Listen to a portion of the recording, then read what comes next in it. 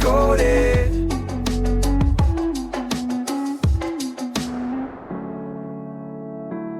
Hey, bookworms, welcome back to Book Decoded.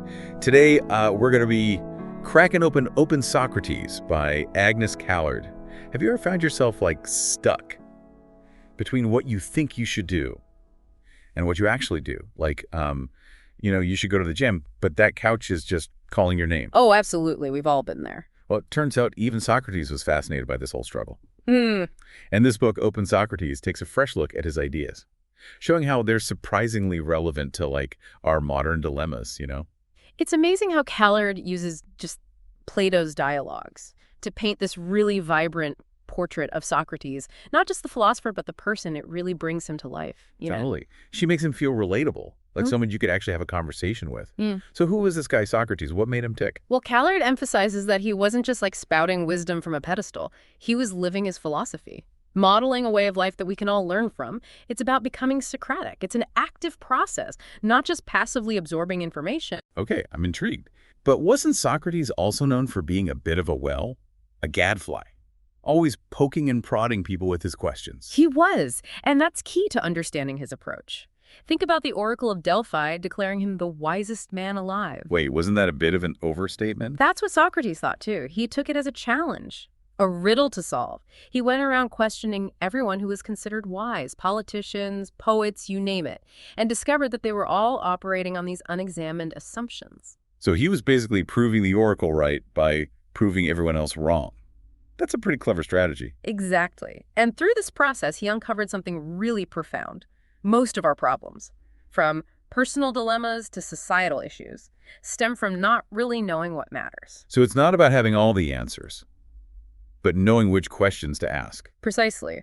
Socrates wasn't so much about providing solutions as he was about igniting that fire of inquiry within us. He called them untimely questions, the kind we typically avoid because they're uncomfortable, challenging, and require us to dig deep. Okay, what kinds of questions are we talking about here?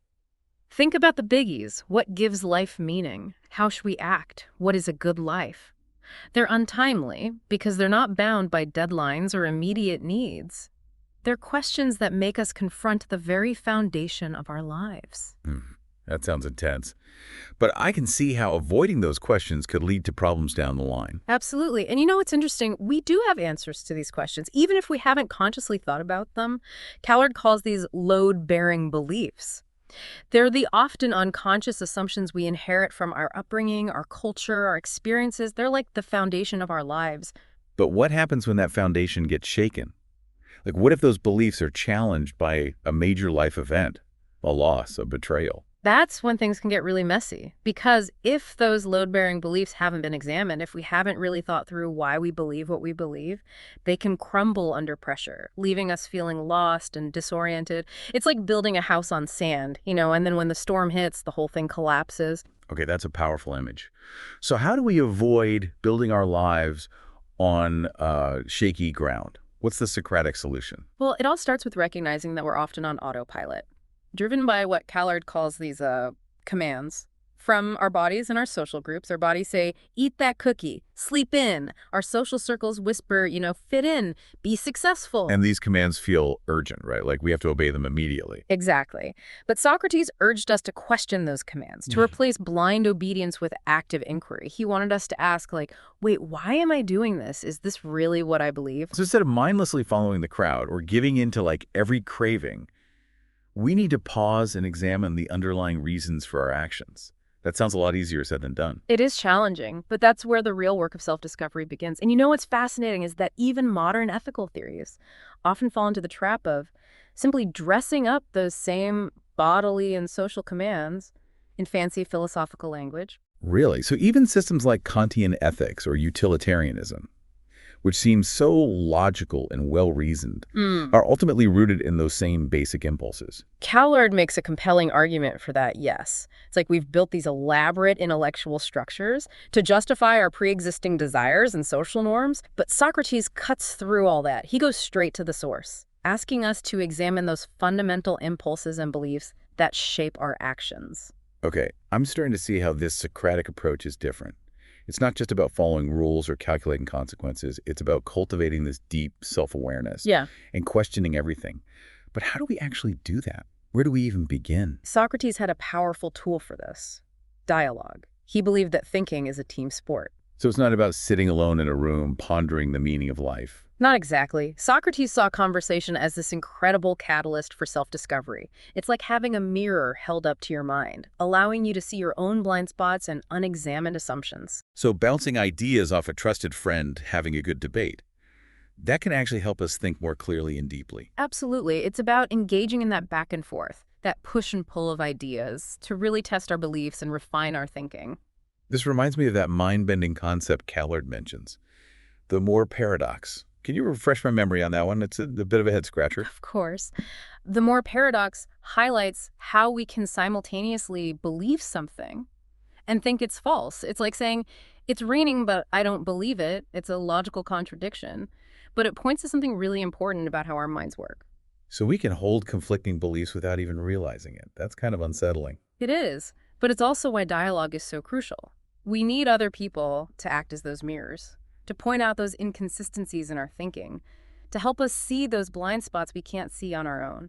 It's like we need that outside perspective to challenge our assumptions and push us to think more critically. Exactly. And the more paradox perfectly illustrates why Socrates believed that genuine thinking requires that collaborative element, that willingness to engage in open and honest dialogue with others. This is making me think about all those load-bearing beliefs we talked about earlier. It's like even the things we feel most certain about, the core beliefs that shape our lives, might be based on unexamined assumptions. And we might not even realize it until someone challenges us. That's the beauty of the Socratic approach. It's about constantly questioning, constantly seeking deeper understanding, and being open to the possibility that we might be wrong. And, Callard applies this lens to a surprising area of life: romantic love. Love.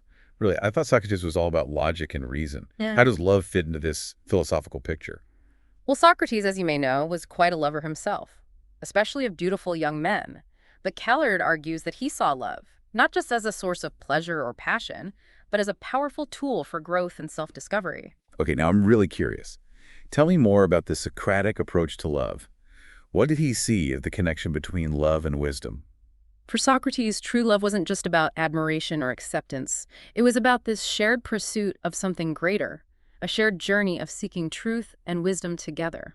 So it's not about finding someone who agrees with you all the time, but someone who challenges you to grow, to think differently, to become a better version of yourself. Exactly.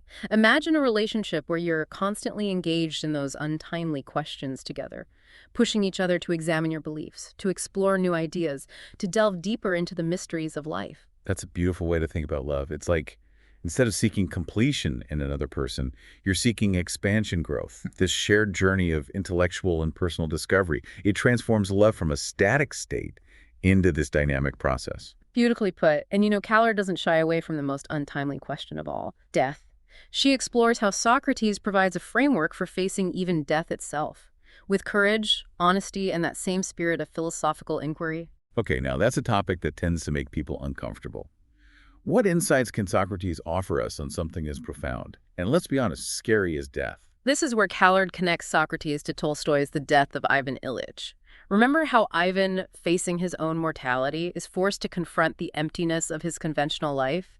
It's like all his unexamined beliefs, all those load-bearing answers, suddenly crumble in the face of death. And in contrast, we have Socrates calmly accepting his own execution and using his final moments to engage in philosophical discussion with his friends. That's a pretty stark difference. It is, and Callard highlights how Socrates' life and death offer us a powerful model. For him, death wasn't this terrifying unknown. It was an opportunity to continue that pursuit of truth and wisdom, even in the face of the ultimate unknown. So it's about facing death not with fear or denial, but with that same Socratic spirit of curiosity and inquiry. That's incredibly powerful. It is. And it brings us back to the core message of Open Socrates. Living a philosophical life isn't about having all the answers, but about this unwavering commitment to the process of seeking truth. Right. It's about asking those untimely questions, challenging our assumptions, and embracing the journey of learning and growth, both individually and in our relationships, and facing even death itself with that same spirit of inquiry. And Callard doesn't just leave us with these lofty philosophical ideas. She actually offers some very practical advice on how we can start living more Socratically in our own lives. That's what I was hoping for, because all of this sounds very inspiring. But I'm curious about the concrete steps we can take to actually put these ideas into practice. How do we bring this Socratic mindset into our everyday life? Yes, because it's easy to get lost in the heady concepts, right? But Callard brings it down to earth. One of her biggest points is the power of simply noticing. When we're operating on those load-bearing beliefs. Okay, so catching ourselves in the act, so to speak. But how do we even know when those unexamined assumptions are running the show? Well, pay attention to your emotions. When a conversation triggers a sudden wave of anger, defensiveness, anxiety, that's often a sign that a deep-seated belief is being poked at. So those feelings were like alarm bells, Right. saying, hey, something important is going on here. Don't just react, investigate. Exactly. Instead of digging your heels in, get curious. Channel your inner Socrates. Ask yourself, why am I feeling this way? Is this belief really true? What if I'm wrong? Love that. It's like turning that emotional energy into fuel for inquiry. Yes. You're taking control instead of letting your feelings control you. And here's another tip Callard gives. Don't wait for those untimely questions to ambush you. Actively seek them out. So like scheduling think time in my calendar, making it a priority. Precisely. A date with your own mind, maybe even with a trusted friend or mentor who can be your Socratic sparring partner. Remember, he believed thinking is a team sport. It makes you realize how valuable those people are in our lives, the ones who challenge us to think differently, even if it gets a little uncomfortable. Speaking of uncomfortable, Callard also encourages us to embrace being wrong. Yes, that's so key to the whole process. Socrates saw being refuted as a good thing. It meant you were getting closer to the truth, shedding those false beliefs. It's so counterintuitive to how we're usually taught, right? We're so afraid of making mistakes, of not having the answers. But Socrates flips that on its head. Being wrong is an opportunity to learn and grow. And you can even bring this Socratic spirit into your everyday conversations, not in a confrontational way, but by gently probing those load-bearing beliefs. So instead of just accepting what someone says at face value, ask, what makes you think that? Or why is that important to you? Just to spark a deeper level of understanding. Exactly. And you can even do this with yourself. When making a decision, pause and ask, is this aligned with my values? Or what assumptions am I making here? Wow, this is really resonating with me. It's like Open Socrates isn't just a book about some ancient philosopher.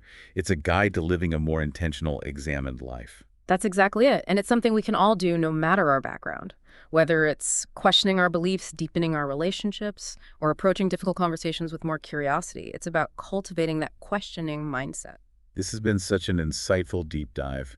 And it's left me wondering, if Socrates were alive today, what untimely questions would he be asking us? What assumptions would he be challenging? Something to ponder for sure.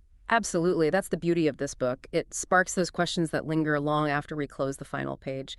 It reminds us that the pursuit of wisdom is a lifelong journey, not a destination. So true. Well, I think we've reached the end of our Open Socrates adventure. It's been a pleasure decoding this book with you, as always. The pleasure was all mine. And to everyone listening, keep asking those questions. Keep those conversations flowing. And keep seeking wisdom in all corners of your lives. Until next time.